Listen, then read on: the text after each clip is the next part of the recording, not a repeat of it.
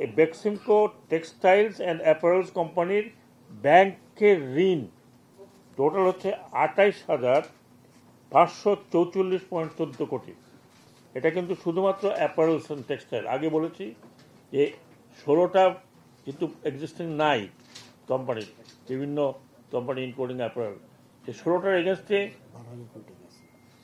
আগে বলেছি কত হাজার কোটি টাকা নিয়ে গেছে, 12,000 কোটি টাকা। কাজে এই সমস্ত কিছু মিলিয়ে গতবার আমি আপনাকে বলেছিলাম 40,000+ কোটি টাকা ঋণ রয়েছে, এবং এই সমস্ত ঋণ ব্যাড ঋণ কিনা সেটা এখন ব্যাংককে আমরা জিজ্ঞেস করব।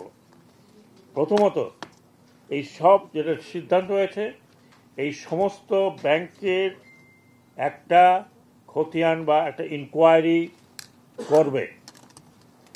একটা ইনকোয়ারি হবে, বিশেষ করে যে এই টাকাগুলো কিভাবে নেওয়া হয়েছে।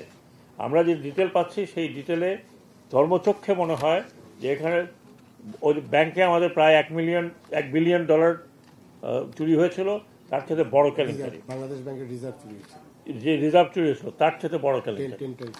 এবং এই টাকাটা আমাদের টাকা, আপনাদের টাকা, ট্যাক্সের টাকা ব্যাংকে রেখেছে লোকজন, সেখান থেকে এটা উজাড় হয়েছে।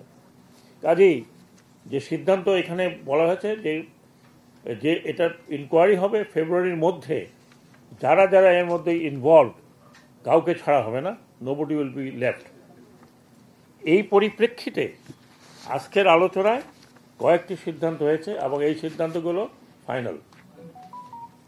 বেক্সিমকোর লে অফকৃত কোম্পানিগুলো বন্ধ করা হবে। আইনানুগ পাওনাদি, শ্রম আইনানুগ এবং অন্যান্য আইনানুগ সবাই পাওনাদি ফেব্রুয়ারির মধ্যে দেওয়া হবে বলে সিদ্ধান্ত নেওয়া হয়েছে ইনশাল্লাহ।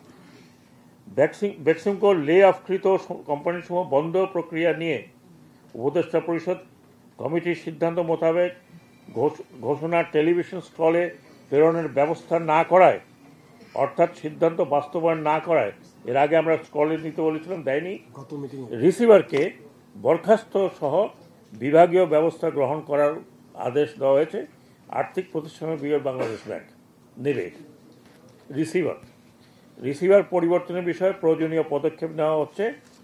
জনতা ব্যাংকসমূহ, যেটা আমি বলেছি, সকল ব্যাংক ও আর্থিক প্রতিষ্ঠানসমূহ কিসের ভিত্তিতে বা কি কি ডকুমেন্টের বিপরীতে ঋণ প্রদান করেছে সে বিষয়ে ফরেন অডিট সহ ফেব্রুয়ারি 2025-এর মধ্যে তদন্তপূর্বক বিভাগীয় এবং আইনানুগ পদক্ষেপ নেওয়া হবে প্রত্যেক ব্যাংকে। কোনো ব্যাংক, এই ব্যাংকের যে লিস্ট আপনাকে বললাম, আগামী রবিবার বিএসইসি মানে security and exchange commission, FID এবং সংশ্লিষ্ট ব্যাংক সহ সভা করে বেক্সিমকো ফার্মা ও শাইনপুকুরের বন্ধকৃত শেয়ার বিক্রির বিষয়ে প্রয়োজনীয় ব্যবস্থা গ্রহণ করবে।